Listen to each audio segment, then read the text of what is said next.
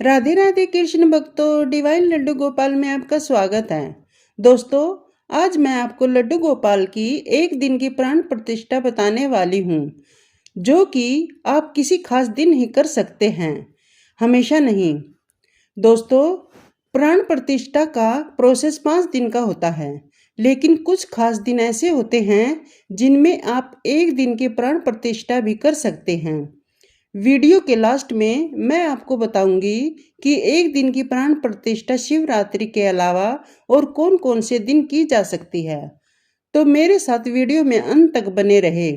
तो आइए पहले जान लेते हैं कि एक दिन की प्राण प्रतिष्ठा कैसे की जाती है।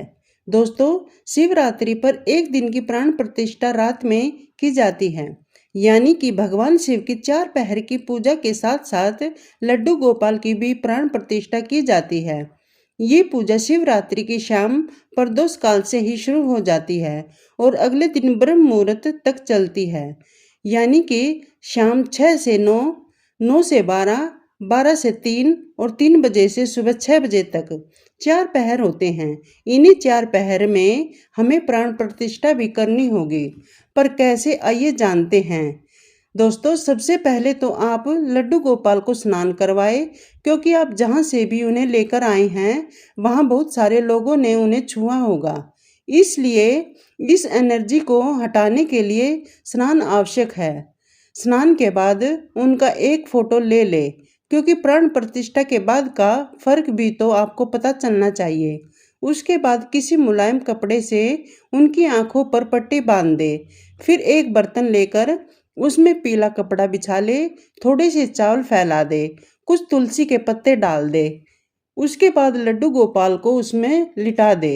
फिर उन्हें चावलों से ढक दे और पीले कपड़े से कवर दे। इसके बाद एक बर्तन में शिवलिंग रखे और भगवान शिव का कच्चे दूध से अभिषेक करें। फिर गंगाजल से अभिषेक करें, धूप दीप दिखाए। फिर चंदन बेलपत्र आदि से पूजन करने के बाद ओम नमः शिवाय का जाप करें। फिर भोलेनाथ की आरती करें। इतनी पूजा आपको शाम 6 से 9 बजे के बीच करनी है। दोस्तों, समय का जरूर ध्यान रखें, क्योंकि कम से कम 3 घंटे लड्डू गोपाल एक अनाज में रहने चाहिए। दूसरी पूजा आपको 9 से 12 बजे के बीच में करनी है, यानी कि पूरे 3 घंटे के बाद। इस समय लड्डू गोपाल को चावलों से निकालकर सारे चावल अलग रख ले। फिर उसी तरह पीला कपड़ा बिछाकर थोड़ी चीनी फैलाए, तुलसी के पत्ते डाले। फिर लड्डू गोपाल को उसमें लेटाकर उन्हें चीनी से ढक दे और पीले कपड़े से कवर कर दे। दूसरे पहर में भगवान शिव का दही से अभिषेक करे, फिर गंगा जल से। फिर उसी तरह बेल पत्र आदि से पूजन करने के बाद ओम नमः शिवाय का जाप करे। फिर भगवान शिव की आरती करे। अब तीसरी पूजा 12 से 3 बजे के बीच में करनी है। इसमें आप लड्डू गोपाल को चीनी से निकालकर सारी चीनी अलग रख ले। फिर उसी तरह उन्हें साबुत मूंग में वास कराए। ध्यान रखें कि आपको मूंग की दाल नहीं बल्कि साबुत मूंग लेनी है। तुलसी के पत्ते जरूर डालें। मूंग में वास कराकर उन्हें पीले कपड़े से कवर कर दे। तीसरे पहर में भोलेनाथ का गाय के घी से अभिषेक करें।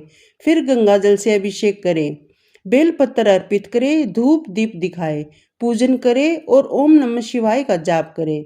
फिर आरती करें। अब बारी है चौथे पहर की पूजा की। चौथी पूजा आपको 3 से 6 बजे के बीच में करनी है, यानी कि ब्रह्म मुहूर्त में। इसमें आप लड्डू गोपाल को मूंग से निकाल ले, सारे मूंग को अलग रख दे। फिर पीला कपड़ा बिछाए, उस पर फूल बिछाए और लड्डू गोपाल को उस पर लेटा दे। तुलसी के पत्ते डाल दे और फूलों से लड्डू गोपाल को कवर कर दे और उसके ऊपर आप थोड़े से फल रख दे।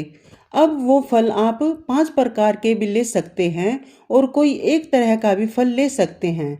फल रखकर पीले कपड़े से कवर कर दे। चौथे पहर में भगवान शिव का शहद से अभिषेक करे। फिर गंगाजल से अभिषेक करे, बेलपत्र चढ़ाए, चंदन लगाए, धूप दीप दिखाए, ओम नमः शिवाय का जाप करे, आरती करे। फूलों में वास करे हुए जब 3 घंटे हो जाएं तो लड्डू गोपाल को बाहर निकाले, पंचामृत से स्नान कराए, नए वस्त्र धारण कराए, आभूषण पहनाए, उनका श्रृंगार करे उसके बाद आप लड्डू गोपाल को शिवलिंग के समीप ले जाकर उनकी आंखों की पट्टी खोलें। इससे क्या होगा कि लड्डू गोपाल के अंदर शिवलिंग की ऊर्जा भी समाहित होगी और वो जल्दी जागृत होंगे और आप यकीन मानिए आपके लड्डू गोपाल के अंदर प्राण आ चुके हैं। अब आप उन्हें सिर्फ विग्रह न समझे, उनसे कोई रिश्ता बनाए, उन्हें कोई प्यारा सा नाम दे। अब वो रिश्ता आप माँ बाप, भाई बहन, दोस्त, पति पत्नी किसी का भी बना सकते हैं। अब आप पहले ली गई वो फोटो देखें, आपको लड्डू गोपाल में जमीन आसमान का अंतर दिखाई देगा। यही होता है भाव से की गई प्राण प्रतिष्ठा का चमत्कार।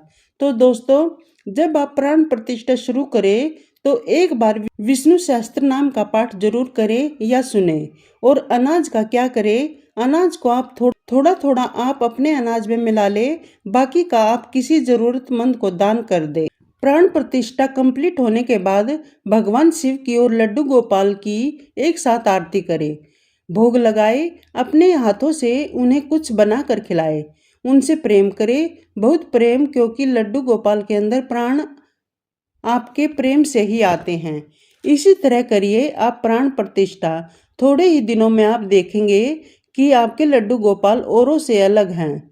इस तरह की एक दिन की प्राण प्रतिष्ठा किसी भी एकादशी की रात में, दिवाली की रात में या फिर अक्षय तृतीया पर दिन में कर सकते हैं। दिन में प्राण प्रतिष्ठा करने के लिए सुबह 6 बजे से शुरू करें और शाम 6 बजे तक प्राण प्रतिष्ठा हो जाएगी। अगर आप किसी और दिन प्राण प्रतिष्ठा कर रहे हैं तो आपको भोलेनाथ का अभिषेक करने की जरूरत नहीं है, आप चाहे तो कर सकते हैं। ये टोटली आप पर डिपेंड करता है, नहीं तो आप सिर्फ प्राण प्रतिष्ठा का ही प्रोसेस करें। लेकिन शिवरात्रि के अलावा किसी और दिन प्राण प्रतिष्ठा करने पर आप लड्डू गोपाल की आंखों की पट्टी शीशे के सामने खोलें और है शिवरात्रि पर अभिषेक करने के लिए आपके पास शिवलिंग है तो बहुत अच्छी बात है, और नहीं है तो आप मिट्टी से शिवलिंग बनाकर उसकी पूजा करें, उसका बड़ा महत्व है।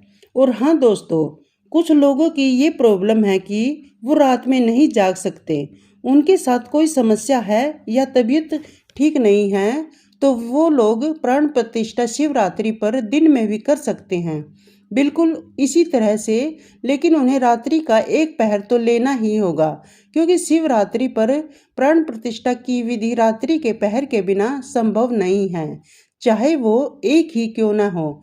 इसलिए ऐसे लोग शिवरात्रि वाले दिन सुबह 9 बजे से प्राण प्रतिष्ठा और अभिषेक की विधि शुरू कर दें और रात के 9 बजे तक समापन होगी। इसमें आपको भगवान शिव के अभिषेक के लिए रात्रि का एक पहर यानी कि शाम 6 बजे से लेकर 9 बजे तक का प्रदोष काल भी मिल जाएगा। राधे राधे।